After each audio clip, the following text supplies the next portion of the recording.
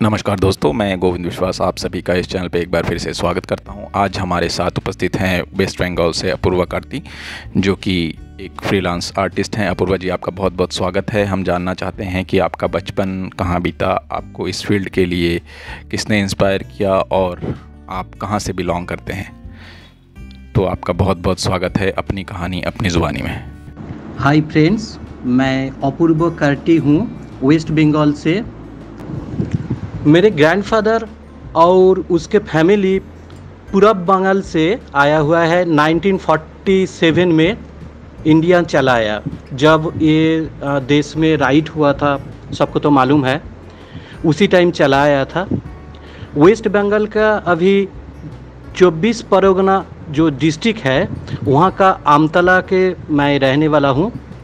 कोलकाता से जो 25 किमी दूर में है ये जगह है, और इसका से सुंदरबन 100 किलोमीटर का दूर में है। जी, सुंदरबन तो बहुत ही खूबसूरत जगह है, उसके आसपास भी बहुत खूबसूरत जगह है देखने के लिए।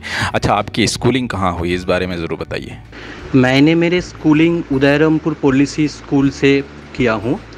उसके बाद कलकत्ता यूनिवर्सिटी से डिग्री किया हूँ आर्ट्स में। मैंने मेरे आर्ट जर्नी बचपन में माइथोलॉजिकल जो कैलेंडर है जो घर में था उसको कॉपी करके शुरू किया था।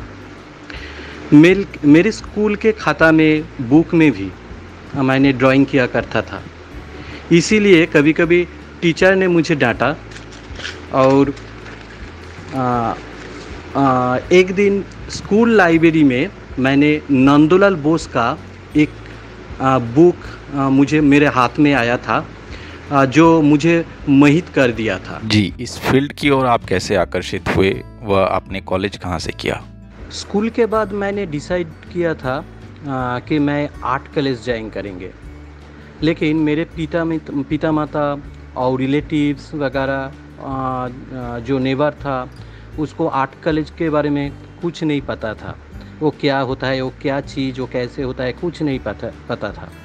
तो इसीलिए मेरा जो पिता माता था वो मुझे प्रेशर किया था कि मैंने पढ़ाई करूँ और हायर स्टडी करूँ।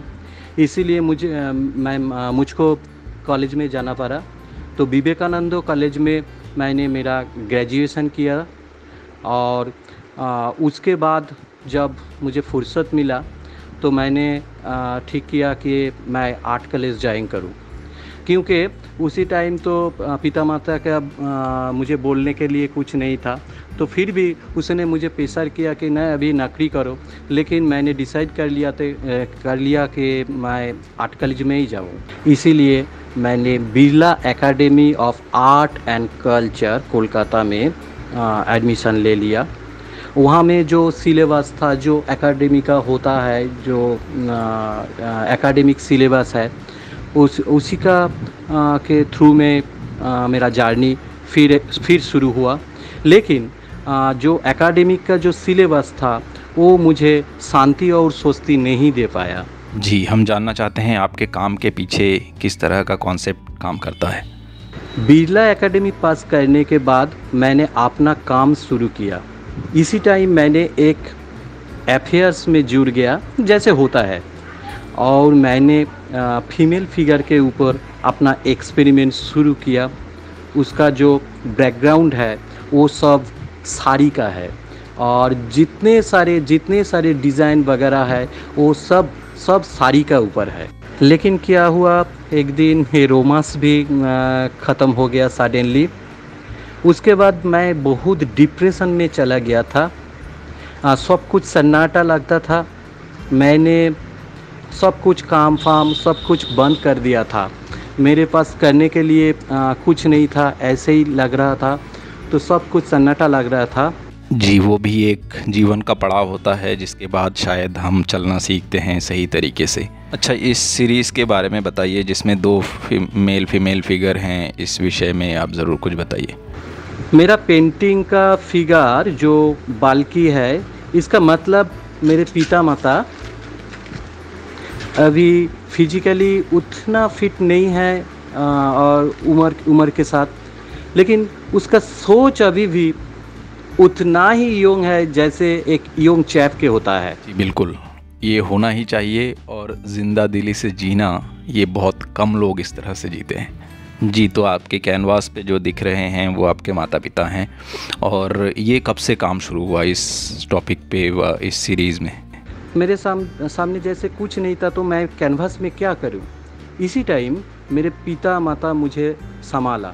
धीरे धीरे मैंने सोचा कि मेरा सबसे पास मेरा पिता माता है।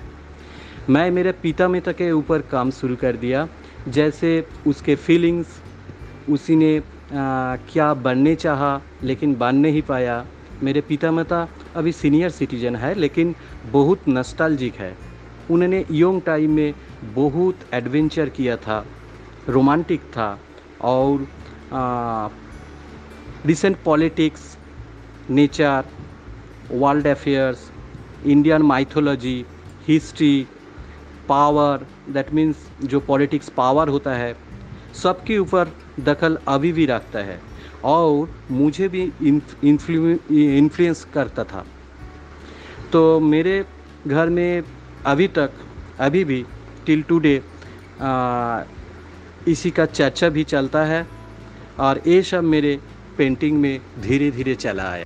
बिल्कुल, ये आपके जो कार्य प्रणाली है वह सोचने का जो तरीका है, जो आपके आसपास के एनवायरनमेंट में आप अपने माता पिता को आपके चित्रों में ऐसे इस तरीके से उकेरते हैं, ये बहुत ही खूबसूरत है। क्योंकि हमेशा होता यही है कि सब कलाकारों के जीवन में इस तरह का एक पड़ाव आता है जब शायद उस टाइम आप अकेला महसूस करते हैं, बट अगर आपके साथ आपके फैमिली व आपके करीबी लोग हों तो आप उस तरह की चीज़ों से जल्दी उभर आते हैं और इस तरह पे आप काम की ओर कंसंट्रेट करते रहते हैं। अच्छा, दूसरा एक सवाल है कि आप जो अभी नए स्टूडेंट्स हैं व दूसरे कलाकार हैं जो इस फील्ड में नए आए हैं, उनके लिए आप क्या मैसेज देना चाहते हैं? जो स्टूडेंट आर्टिस्ट है उसके लिए मेरे विचार है कि तुम पहले देखो कि तुम्हारा सबसे पास जो कुछ है, मतलब जो तुम हर रोज़ देखते हो, जो कुछ छू सकते हो, रियलाइज कर सकते हो, उसके ऊपर सोचो, वही कम बन जाएगा एक दिन। बिल्कुल, हमारे आसपास की जो भी चीज़ें हैं जिसे हम कभी नोटिस नहीं करते हैं और हो सकता है वही हमारे करीबी से वो दिल से जुड़े हुए हों, हो सकता है वही हमारे काम के कॉन्सेप्ट बन जाए। क्योंकि ऐसे बहुत सारी चीज़ें हैं जो हम दिनचर्या में यूज़ करते हैं, वो उसको एक सिंबॉलिक वे में हम प्रस्तुत कर सकते हैं अपने कामों में।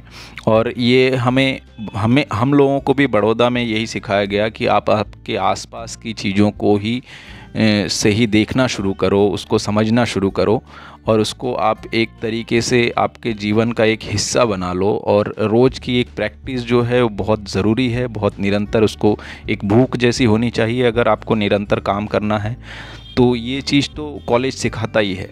दूसरा कि हमें उसको उस रास्ते पे हमें खुद को लेके आगे बढ़ना है और ये प्रैक्टिस जितना हम करेंगे उतना हमें और मिलता रहेगा। और दूसरा, हम जो भी इन्फॉर्मेशन हम लोगों से हमें पता चलता है वो बांटते रहना चाहिए, चाहे वो ओपन कॉल के बारे में हो या किसी भी चीज़ के बारे में हो। उससे बहुत सारे इन्फॉर्मेशन और भी आपके पास आते हैं, तो ये चीज़ें तो करनी ही चाहिए। एट लास्ट मेरे एक रिक्वेस्ट है सबके, इस चैनल को शेयर करो, सब्सक्राइब करो और बेल आइकन को दबा दो।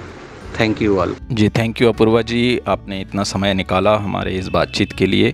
और सभी दर्शकों को भी बहुत बहुत धन्यवाद जिन्होंने इतनी देर तक इतना धैर्य से इस बातचीत को सुना। और हम चाहते हैं कि ये दूसरों तक ज़रूर जाए, तो आप लोग ज़्यादा से ज़्यादा शेयर करें।